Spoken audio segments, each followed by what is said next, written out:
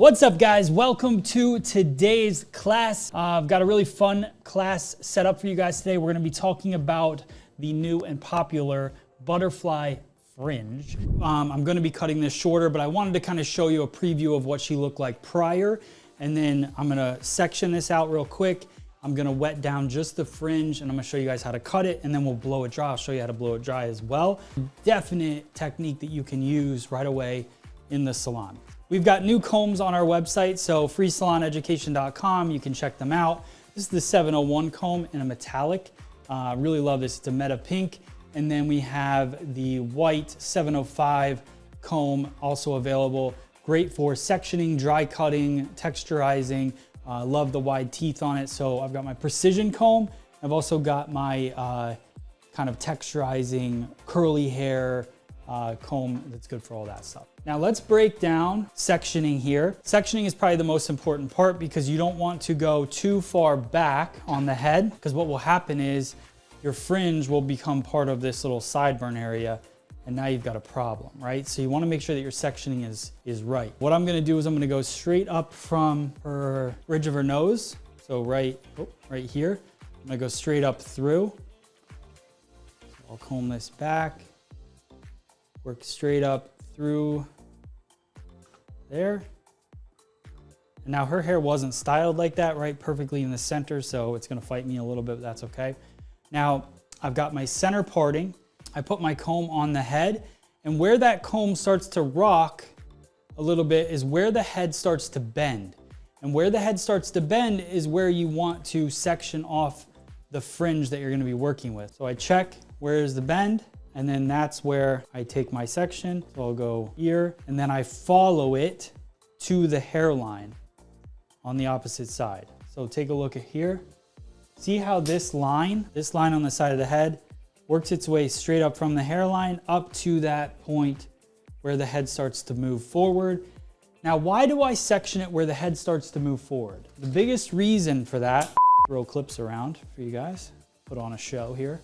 The biggest reason for that is where the round of the head is where gravity is gonna push the hair and want it to go forward. So that's where I wanna section away. This hair, because it's up on top of the curve, all this hair is gonna wanna fall to the side. It's not gonna wanna fall forward. So this isn't really included in my fringe. It's also above the hairline here, so it becomes part of the side of the head. So when you think about the breakdown of sectioning, you would have this hairline all the way up would be your section for the fringe. Then you've got the side of the head. And then when you get to this hairline in the back, this all the way up becomes where the back of the head is. So your section 1, 2, 3. We got fringe, side, and back. That's how I think about each haircut from a vertical standpoint when we look at our line and how we section everything out. I've got this section on this side out, and now I'm going to continue all the way around to the opposite side and section it out the same way. So from that curve down to the fringe line here. And I'll take a clip and I'll slide that up underneath, clip everything away. So the rest of this is the fringe. This is everything that we would want to cut to be included in our fringe. Everything else sectioned away. Spray bottles here. Now I'm gonna wet down the fringe. Could you cut this dry? You could. I just feel like I can be a little more precise and cleaner if I start by cutting it wet. Now we've got our fringe. I saturated it down, and now we're gonna work through and cut it. We need to first find our guideline. So let me go to the top here. All right, so we take our center parting, just like this.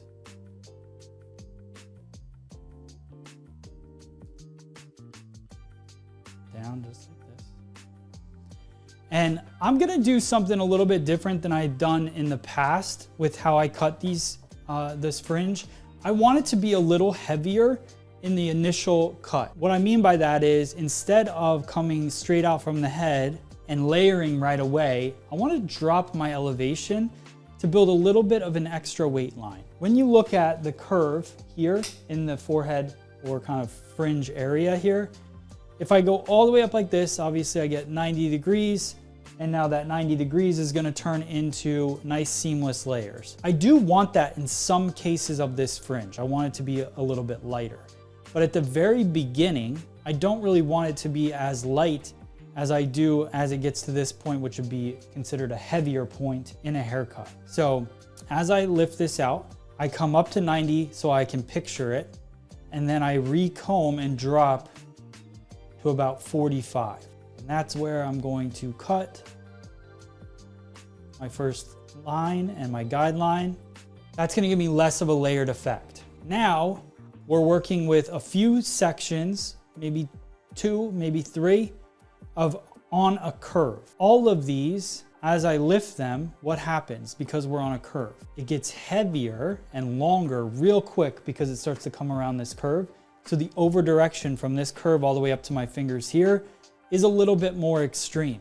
So what I want to do is I want this to be nice and light. And now I'm going to shift to 90 degrees.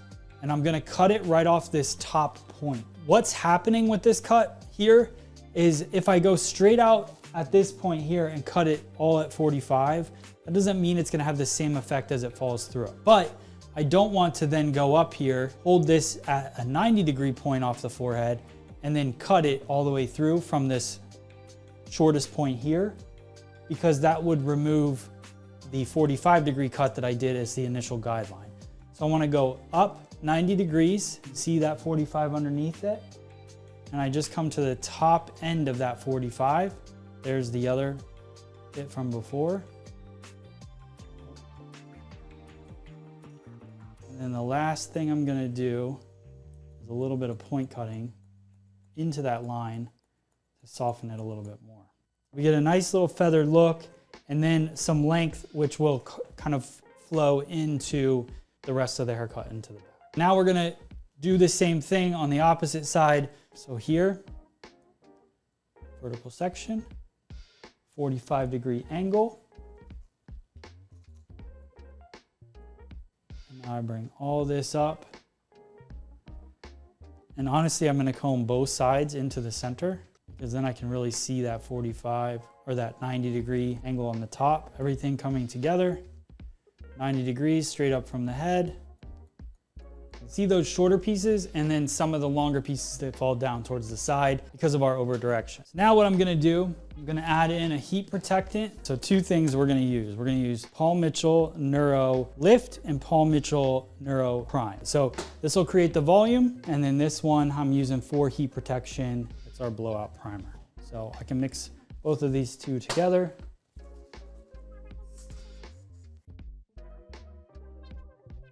So one thing I'm gonna do is I'm gonna blow dry first using my Ergo diamond head brush, which is this little guy, also available on our online store. So you go to freesaloneducation.com if you're looking for a new brush.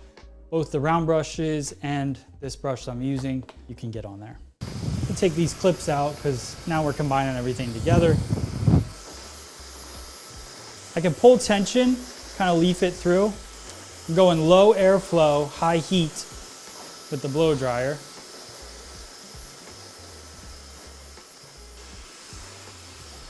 Now I've got it dry, so I'm gonna start round brushing. I don't really like to go in and round brush too much. This is just my personal opinion from wet, just because I feel like it's a lot of effort for, like, you can get the same result as you go in with your round brush on dry hair. You could do this a couple different ways. I'm gonna go one side to the other. So I'll take all this hair that was the fringe that I cut, just like that.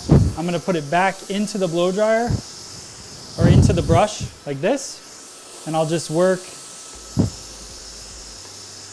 the brush diagonal back off of the face. And then to customize it just a little bit, we can slide in. I'm just blending it into the rest of the cut. So just a couple little bits. Then finish it with a little extra body finishing spray. And this is where I'll kind of like pinch it together just a little bit, just kind of open it up. And that's the great thing about layering a fringe, is that it kind of helps open everything up and not be so heavy, so you can get a nice little kick to it. See how it looks nice and light? So if I did everything to that one spot and cut it at 45, it wouldn't have this length that kind of pops here. And what I kind of picture this, and as I was picturing it in my mind, is when you think about a butterfly, you've got the body, right? And then the wings that come off of it. So in the middle of this fringe, this part I kind of picture the body. So this was a little bit stronger, a little shorter in this part. And then everything else that got brought up to that tip point is the wings that come off of it. That's my thought process during this whole thing. Here we go. Butterfly fringe. You guys are awesome. Thank you so much. Subscribe to the channel, join my Patreon, hit the notification bell. If you want to know that I'm going live, the best way to do it on Facebook and on YouTube is just hit that little bell that you should see somewhere around in the area. I appreciate all of you guys. Subscribe. See you soon. Thank you so much. Goodbye.